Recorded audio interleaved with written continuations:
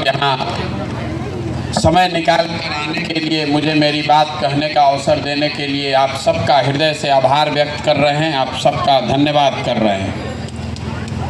हम ही हैं प्रशांत किशोर और हम कुर्ता पैजामा पहने हैं, लेकिन हम कोई नेता नहीं हैं और हम आपसे कोई आपको भाषण देने और आपसे वोट मांगने भी नहीं आए हैं। हम बिहार के एक साधारण परिवार के लड़के हैं। हमारे दादा बैलगाड़ी चलाते थे, मजदूर थे। हमारे बाबूजी यहाँ सरकारी डॉक्टर थे, यही सरकारी स्कूल से पढ़कर निकले हैं। माता पिता का आशीर्वाद है, ऊपर वाले की कृपा है कि जीवन में कुछ हासिल कर लिए। अब तय किया है कि अगर भगवान ने हमको कुछ शक्ति बुद्धि दिया है तो जिस मिट्टी में जन्मे, जहाँ पर पले बढ़े, वहाँ के लोगों की ज़िंदगी को सुधारने के लिए, इस मिट्टी के कर्ज को वापस करने के लिए यहाँ वापस लौटे। यहाँ हम आप 11-12 महीना से पैदल चल रहे हैं। हम अभी आपको 10-15 मिनट में पदयात्रा का उद्देश्य बताएंगे कि हम पैदल क्यों चल रहे हैं। आप उस बात को सुनिए, समझ में आए तो बहुत अच्छा, और अगर नहीं समझ में आए तो कोई बात नहीं है। जिस दल, जिस नेता, जिस विचारधारा में भी आपका यकीन है वहाँ रहिए, मुझे उससे कोई शिकायत नहीं है। नेता आता है, आपको भाषण देते हैं लोग, वो बताते हैं कि आपकी क्या समस्या है। हम आपको क्या समस्या बताएंगे। हम तो आज आपके गांव से आ रहे हैं, पिछला 2 किलोमीटर से नरक का हाल हुआ है रोड का। हम आप एक दिन में आकर क्या देख लेंगे कि आपकी क्या समस्या है। आप सब हमसे ज़्यादा अनुभवी और समझदार हैं।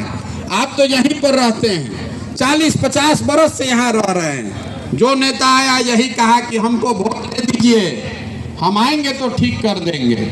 आप हर बार वोट दिए। आपने 40 बरस तक कांग्रेस का राज बनाया, 15 साल तक गरीब के लड़का लालू जी का राज रहा, 17-18 साल से नीतीश कुमार मुख्यमंत्री हैं। आपने, हमने दिल्ली में मोदी जी को भी बैठा कर देख लिया, लेकिन बिहार और बिहार के बच्चों की दशा नहीं सुधरी।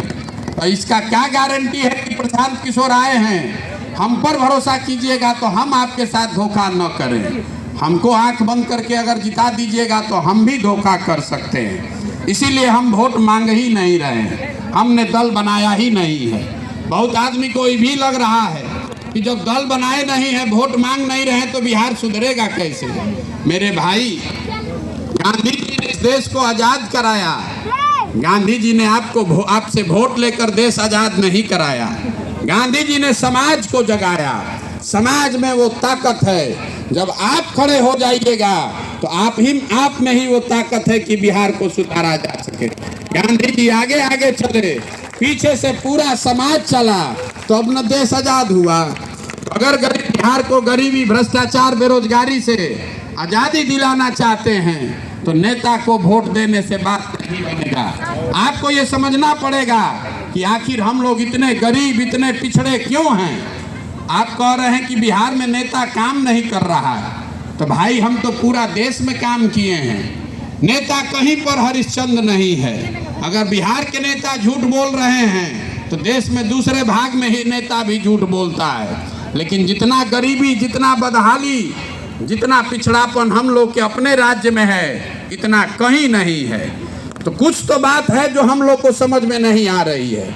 ये बात आपको बताने आए।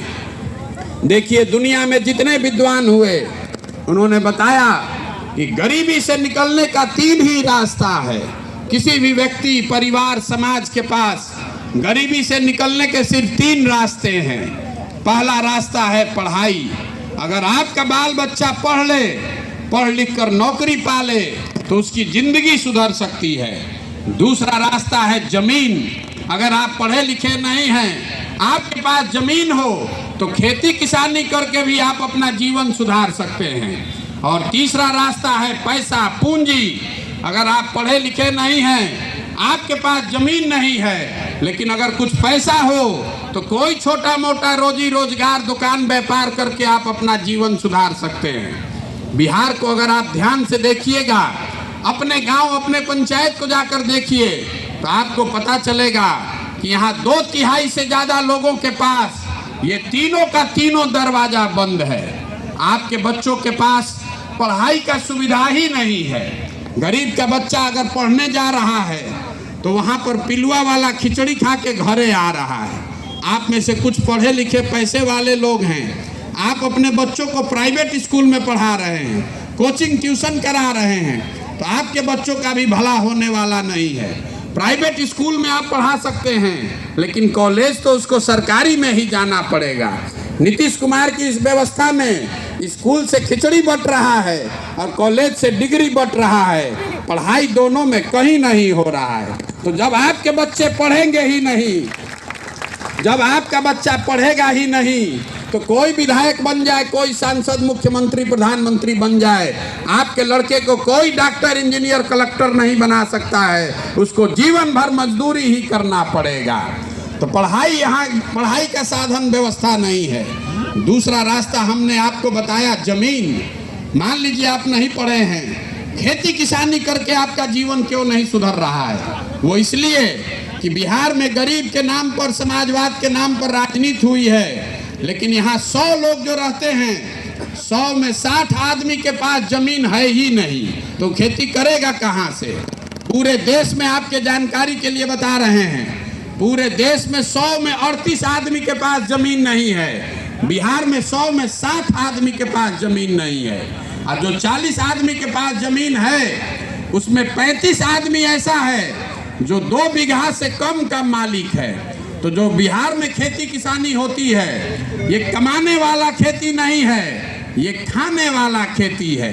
आपके खेत में आप उतना ही उपजा पाते हैं कि बाल बच्चे का पेट भर जाए, नून तेल का जुगाड़ हो जाए, उससे कमाने का उपाय नहीं है। अगर आपके घर में कोई नौकरी, बिजनेस, व्यापार नहीं है, कोई बेटी का ब्याह लग जाएगा, घर में कोई बीमार पड़ जाए, तो आपको 1-2 कट्ठा जमीन बेचना पड़ेगा। तो आपके पास पढ़ाई का साधन है नहीं, खेती से कमाई का रास्ता है नहीं।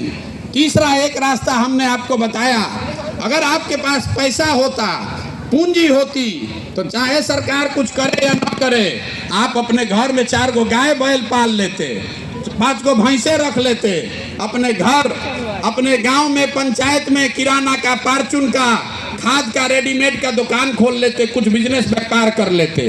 वो आप क्यों नहीं कर पा रहे हैं? वो इसलिए कि यहाँ जो 100 लोग रहते हैं, यहाँ सभा में भी जो आया है, जो जाके जोड़ लीजिएगा, 100 आदमी अगर यहाँ रहता है, उसमें 80 आदमी ऐसा है जो दिन में 100 रुपया भी नहीं कमा रहा है। बिहार में गरीबी का आलम यह है कि 100 में 80 आदमी 100 रुपया भी नहीं कमाता है।